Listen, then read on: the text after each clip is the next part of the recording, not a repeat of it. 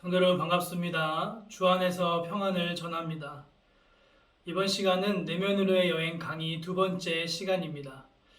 저희가 첫 번째 강의에서는 우리의 내면, 마음의 방에 대해서 설명을 드리면서 거기에 중요한 나 자신을 보는 자아상과 그 자아상이 중요한 이유에 대해서 설명을 드렸었습니다.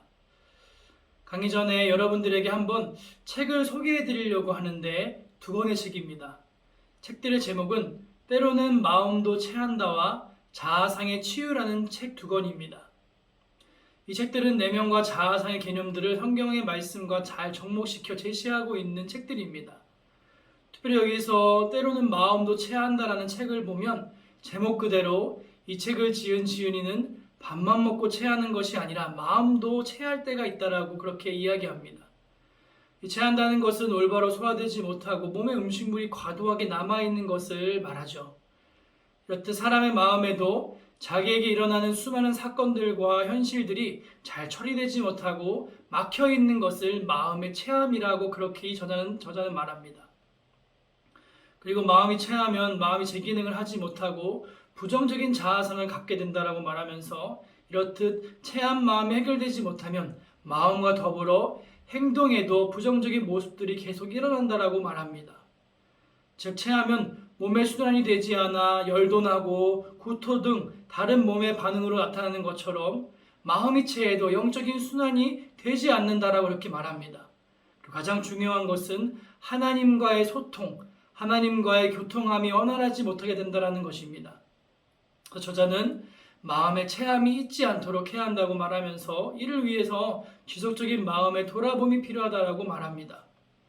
저는 이 저자의 말에 더하여서 음식의 체함이 해결되기 위해서는 뭉친 것들이 소화되어 서서히 내려가야 하듯이 우리의 마음과 영적인 체함에도 그것의 회복을 위해서는 뭉쳐져 있는 부정적인 마음과 부정적인 자아상이 해결되어야 한다라고 저는 생각합니다.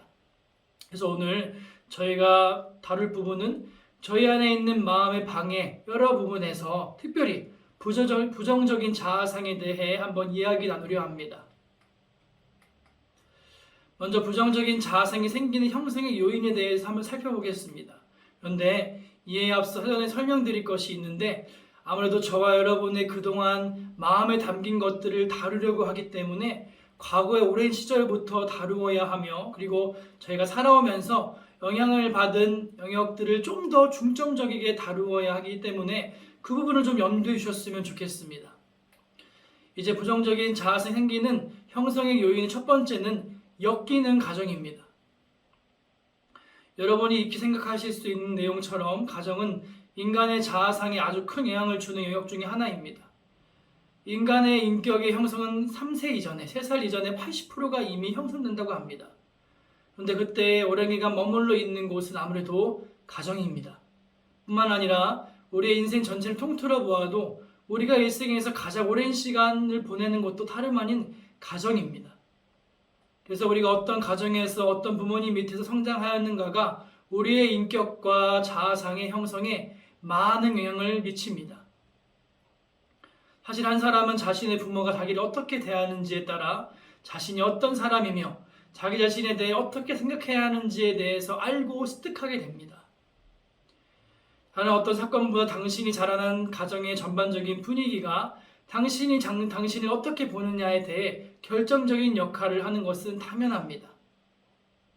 근데 제가 이 가정에 대해서 그렇게 이야기를 하며 강의를 하다 보면 이 부모 세대 분들께서는 본인보다는 자녀들에 대해서 연결을 생각하시는 분들이 많은데 오늘은 그것보다는 여러분께서 이 강의를 들으시면서 한번 기억이 가능한 한 여러분의 어린 시절부터 지금까지의 그 속에서의 가정 형편과 부모님과의 관계를 한번 떠올리시면서 강의에 함께 해주셨으면 좋겠습니다. 이러한 가정에 소속된 자녀로서 채워져야 할 몇 가지의 부분들이 있는데 먼저는 첫 번째로는 육체적인 필요를 충족시켜줄 도움이 필요합니다. 쉽게 말하면 의식주, 입고, 먹고, 거하는 본능적인 부분입니다. 그런데 어려서 이러한 부분이 제대로 이루어지지 못한다면 자아상에 영향을 끼치게 됩니다. 경제적으로 어려워서 제대로 먹지 못하거나 편히 자지 못하거나 위생적이지 못한 곳에서 지냈다면 아마 우리나라가 경제적으로 어려운 때에 어린 시절과 청소년기와 청년 시기를 보내신 분들은 이러한 경험들이 많으시리라 생각됩니다. 제가 어릴 때 때때로 저희 아버지의 어린 시절 이야기를 들으면서 심심치 않게 들었던 내용 중에 하나는, 항상 매번 등장했던 내용 중에 하나는 참 살기 힘들었다라는 그런 내용입니다. 나라가 참 경제적으로 어려웠던 시절에 어떻게든 살아가기 위해 애쓰셨던 그 노력들이 많았다라는 것을 느낄 때마다, 또한 그것을 볼 때마다 참 마음이 뭉클해지곤 합니다. 콩 한 툭도 나눠 먹어야 한다는 그 옛말처럼 그토록 살기 위해, 먹기 위해 분투하였던 경험들을 가지고 계신 분들이 있으실 거라 생각됩니다. 그리고 아마 그러한 어려움들은 자기 자신을 바라보는 자아상에 적지 않은 영향을 끼쳤을 것이 당연합니다. 그것이 긍정적인 자아상으로 이어졌으면 좋겠지만 때때로는 여러 가지 이유로 부정적인 자아상으로 자신에게 남아있을 가능성도 적지 않습니다. 두 번째로, 가정에서 채워져야 할 그 부분은 바로 감정의 수용에 대한 그런 부분입니다. 가정은 무엇보다 수용의 정서가 강한 집단입니다. 인간은 다른 여러 곳에서 머물지만 무엇보다 가정에서 수용과 받아들임을 원합니다. 수용은 인간의 원격적인 존중과 관련된 부분이기에 아이들을 포함한 가족의 모든 구성원들은 이러한 인격적인 존중의 수용을 원합니다. 조금 덧붙이면, 가정에서 이러한 존중의 수용이 없게 되면 이것 또한 자아상에 영향을 주게 됩니다. 여기서 말하는 존중의 수용이란 좋은 행동, 나쁜 행동, 무조건대로 다 받아준다라는 그러한 의미보다는 변함이 없는, 즉 어떤 때는 받아주고 어떤 때는 받아주지 않는 것이 아닌 일관적인 태도로 인격을 존중하는 수용을 말합니다. 또한 그 대상의 입장에 대해 수용하는 것을 또한 말합니다. 입장 바꾸고 생각해 보라라는 저희가 자주 쓰는 말처럼 내 기준이 아닌 상대방의 기준으로 왜 그러한 행동을 했는지 생각해 보는 인격적인 수용을 상대방에게 해주는 것입니다. 이런 것은 앞에 설명드린 것처럼 자녀뿐만 아니라 가정의 모든 구성원들에게 필요한 부분입니다. 세 번째로, 가정에 필요한 부분 중에 또 하나라면 적절한 스킨십입니다. 인간의 자아상의 형성에 또 영향을 주는 부분이 있다면 정서적인 부분뿐만 아니라 몸과 몸의 터치에도 영향을 받습니다. 그런데 이러한 스킨십이 어려서부터 잘 형성되지 않으면, 특히 이것이 잘못되어서 폭력과 학대의 스킨십으로 이어진다면, 그것이 몸으로 기억하게 된다면 이것은 자아상 형성에 부정적인 큰 영향을 주게 됩니다. 이 부분은 엮이는 가정의 특징에서 더욱더 심화되어 다루겠습니다. 네 번째로는 놀이입니다. 간단하게 말하면 엮이는 가정에서는 이러한 기본적인 놀이의 욕구가 무시되거나 최소화될 때가 있습니다. 그래서 놀고 있을 때 항상 죄책감을 느끼는 아이가 있다면 대부분은 부모의 강압에 대한 정서적인 상처를 가지고 있을 확률이 높습니다.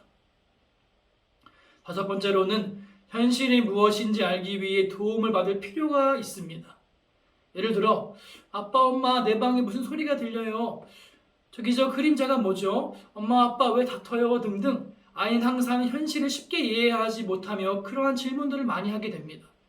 그런데 이러한 질문과 현실과의 만남이 해소가 되지 않으면, 다시 말해 매일 문제를 부인하고 신경 써주지 않는 가정에서 자란 아이는 너는 몰라도 돼, 너 방으로 들어가, 그러한 반응에 노출된 아이는 현실이 이해하기 어려운 것이 되고 앞선 존중적인 수용의 부족으로 말미암아 자아상의 영향을 받게 됩니다.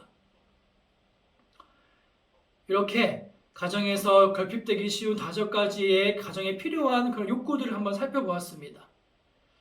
그런데 이러한 가정의 필요를 채워주지 못하는 가정이 있다면 그것이 바로 엮이는 가정입니다. 그렇게 이야기할 수 있습니다. 그런 가정에서 자란 아이들은 자신이 사랑받지 못한다고 자연스럽게 그것을 느끼게 되고 자아상이 왜곡되기 시작합니다. 그 특징은 부정적 자아상의 형성 요인으로 작용하는데 대강 이렇습니다. 제가 앞서 설명드린 대로 이 얘기를 들으실 때 여러분께서 자녀의 입장이 되어서 여러분의 어린 시절을 한번 떠올리시면서 한번 그렇게 들어보셨으면 좋겠습니다. 첫 번째로는 아버지나 어머니가 알코올 중독이거나 가정에서 폭력을 쓰는 경우입니다. 이러한 아이들의 경우는 정서가 다 파괴되어 버립니다. 이것은 앞서 5가지 필요한 욕구들을 다 무너뜨리는 정말 부정적인 자아상 형성의 최고라고 말할 수 있습니다.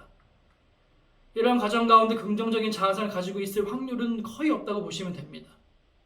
이것은 가족의 구성원들에게 크나큰 마음의 상처와 깨어진 자아상을 제공합니다. 두 번째는 너무나 바빠서 대화가 없는 가정입니다. 이것은 앞성 수용과 현실에 대한 이해 제공의 결핍의 원인이 되는 것으로 구성원에게 나는 소중하지 않아, 나에겐 아무도 관심을 가져주지 않아, 나는 홀로 살아남아야 하는 그런 자기 자신을 향하여 하찮게 여기는 자아상을 가지게 됩니다.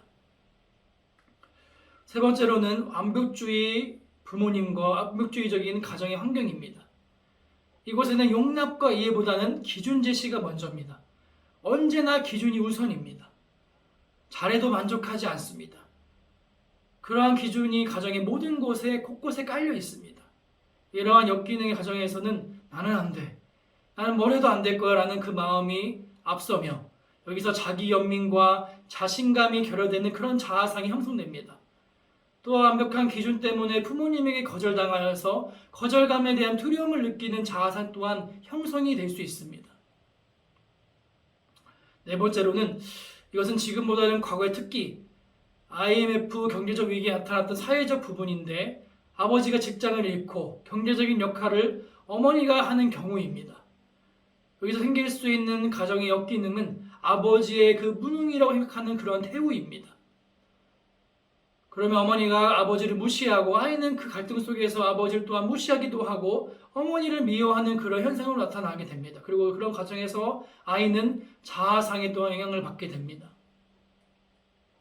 다섯 번째로는 한쪽 부모님이 일찍 돌아가신 경우나 이혼을 하는 경우입니다.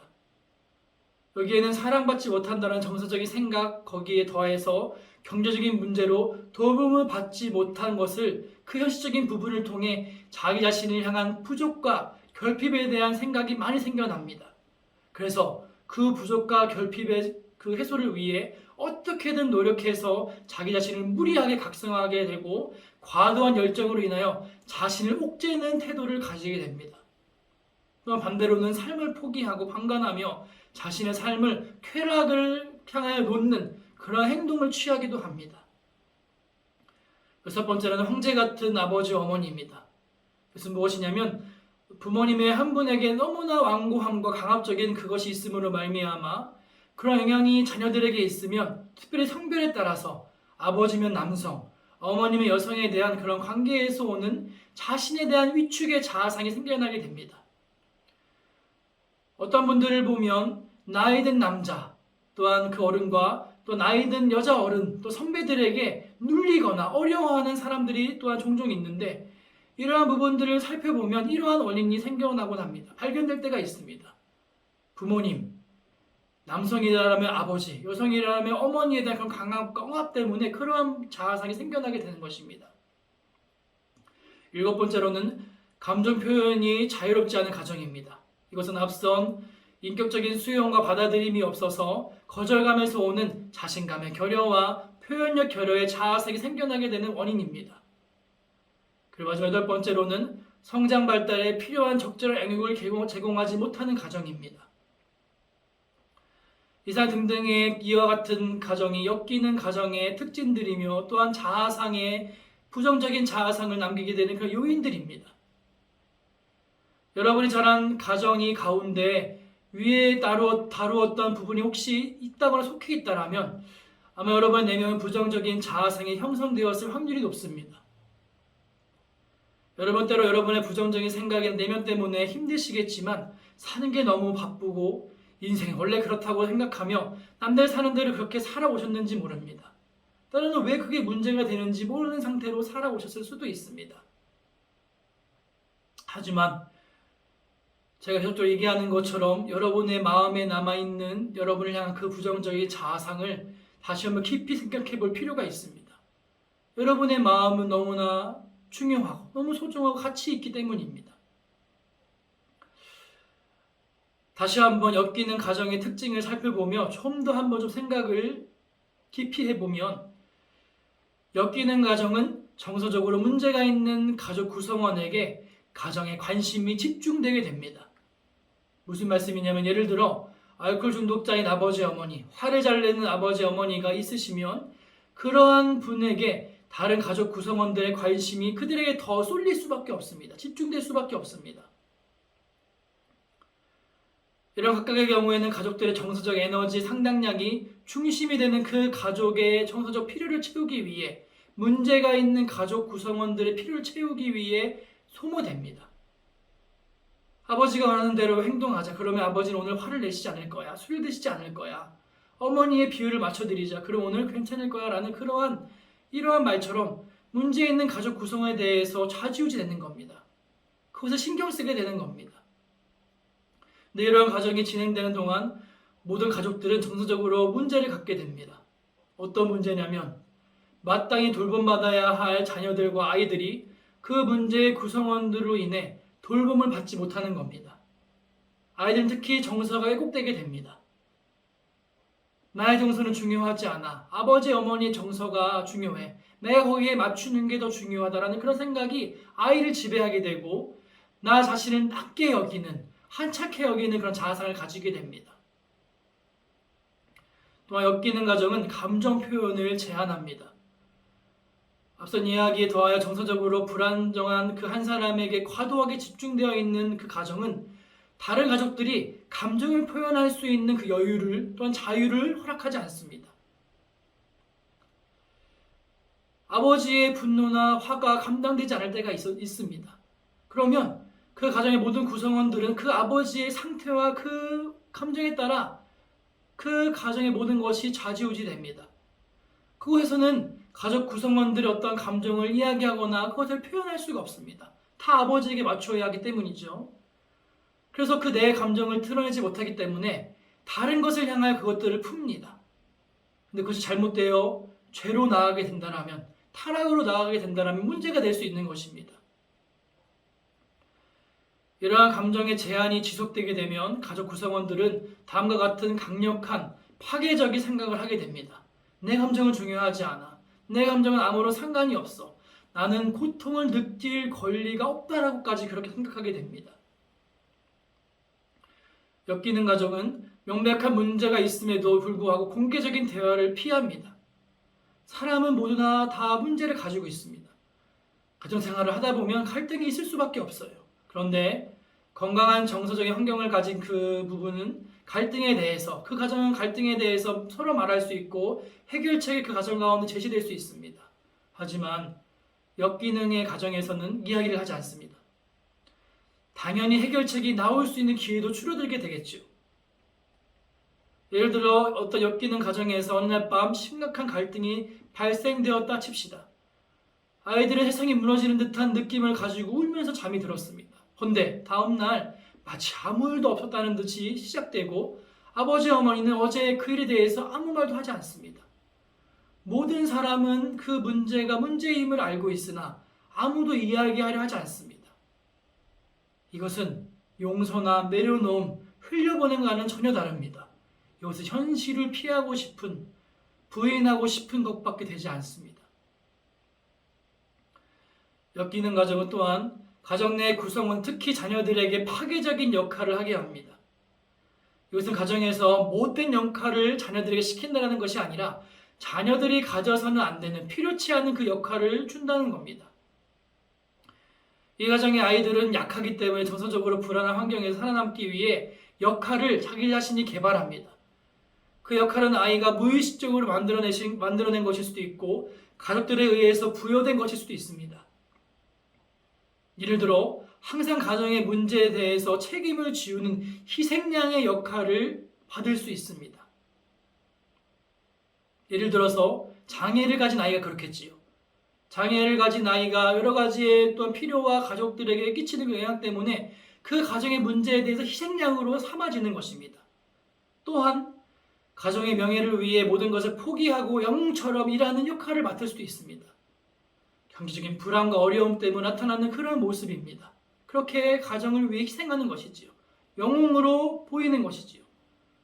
또한 대리배우자에 대한 부분인데 이것은 한부모 가정에서 나타나는 특징으로 정서적으로 배우자의 역할이 없을 때, 부모님의 한 분이 안 계실 때 그 빈자리를 아이가 채우는 것입니다. 그 남아있는 부모의 상담가가 되어주는 겁니다. 남자아이는 아빠의 역할을 하고 여자아이는 엄마 역할을 하게 되는 겁니다. 그것은 커갈수록 더욱더 그 역할은 커지게 됩니다. 엮이는 가정의 특징은 어린이의 성장 발달에 필요한 적절한 영역을 제공하지 못합니다. 가정은 자녀들이 보살핌을 받고 사랑을 느끼고 귀여움을 받고 신뢰하는 법을 배우는 환경을 제공해야 합니다. 그러나 엮이는 가정에서는 아이들은 너무 일찍 그것을 하도록 강요받습니다. 어떤 것이냐면 해결되지 않은 어린 시절의 문제를 가지고 있는 그 정서가 또한 불안한 성인들을 돕는 것입니다. 앞서 설명드린 대로 아이들이 누려야 할 것을 누리지 못하고 부모를 위해, 가족을 위해 희생되는 것입니다.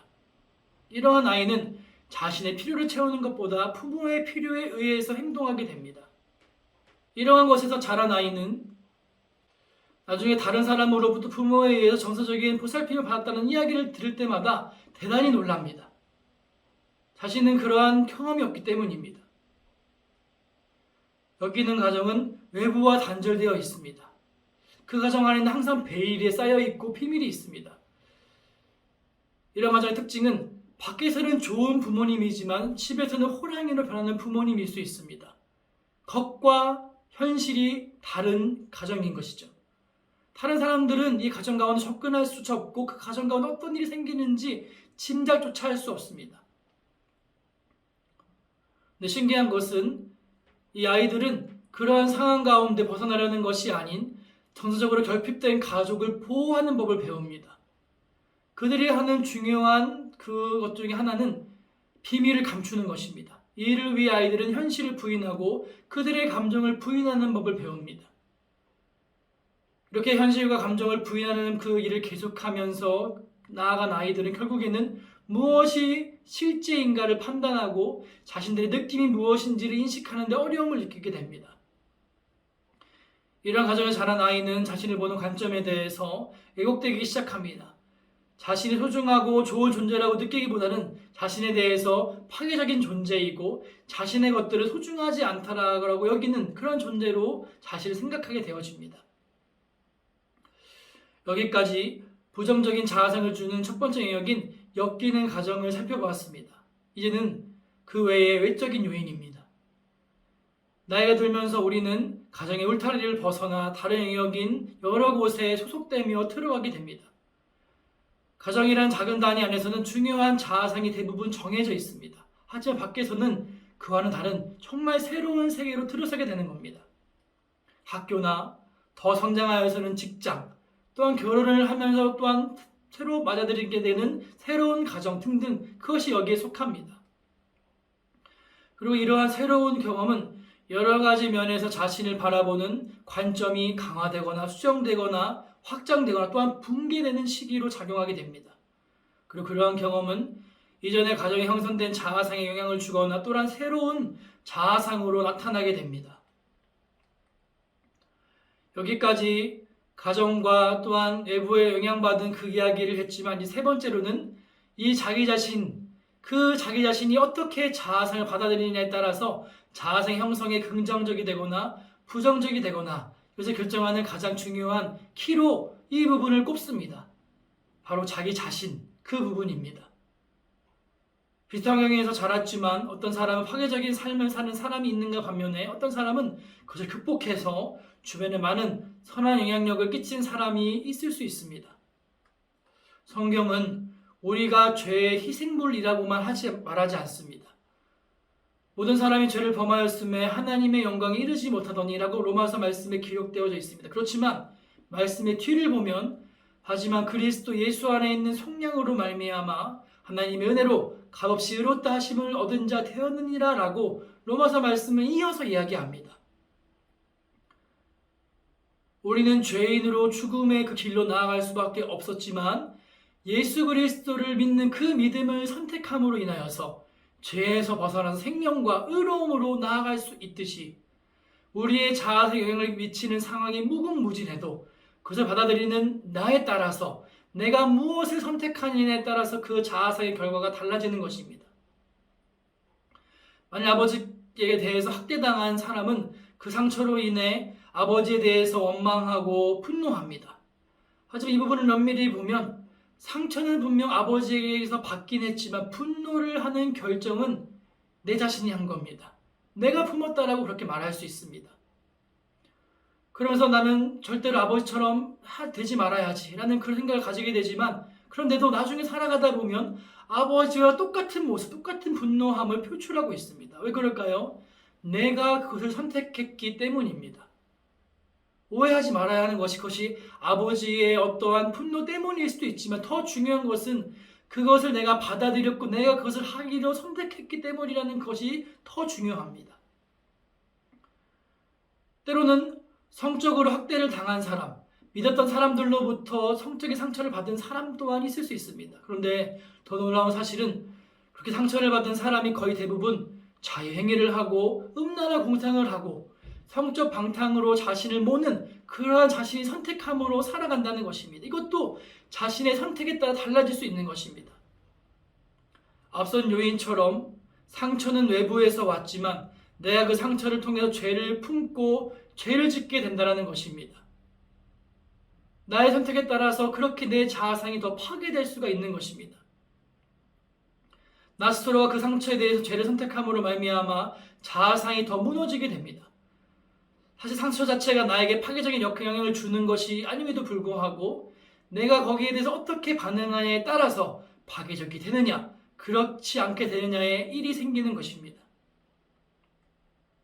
내가 수치심을 당했을 때 사실 내가 수치스러운 사람이라고 받아들이지 않고 나는 사랑받는 사람이다라고 주장한다면 그것은 나에게 파괴적이지 않게 됩니다. 하지만 나는 수치스러운 사람이야 라고 생각하고 나에게 수치를 준 사람을 미워하고 그런 환경을 제공한 하나님을 향해서 원망하는 마음을 갖는다면 그 사람의 자아상은 계속 왜곡될 수밖에 없고 그 상태로 계속 나아갈 수밖에 없습니다.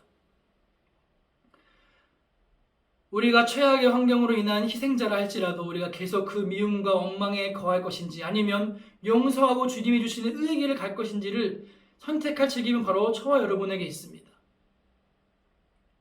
여러분은 어떤 것을 선택할 것인가요? 네 번째로 부정적인 자아상이 생기게 되는 요인의 마지막은 영적인 원인인 사단의 참소입니다. 사단은 우리의 상처나 아픔이 있을 때에 우리에게 부정적인 생각을 심어놓습니다. 그렇지, 너는 존중받지 못하는 존재야, 너는 버려진 존재야 라는 그런 생각을 심게 됩니다.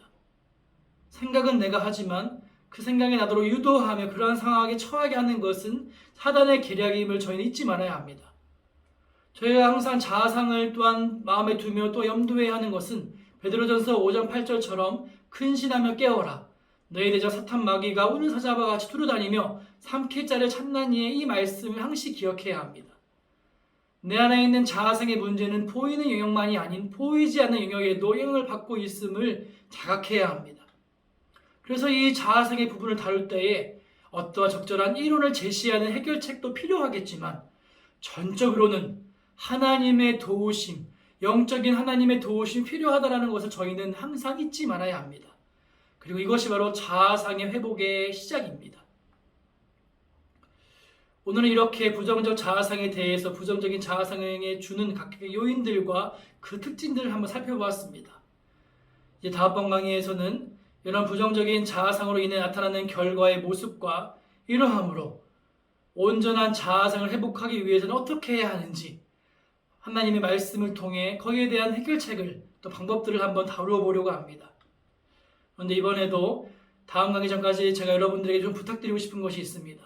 이번 강의를 들으시면서 내 안에 발견된 부정적인 자아상이 있다면 그 부정적인 자아상의 원인이 되는 과거의 상황들을 가지고 한번 하나님 앞에 나가 기도해 보셨으면 좋겠습니다.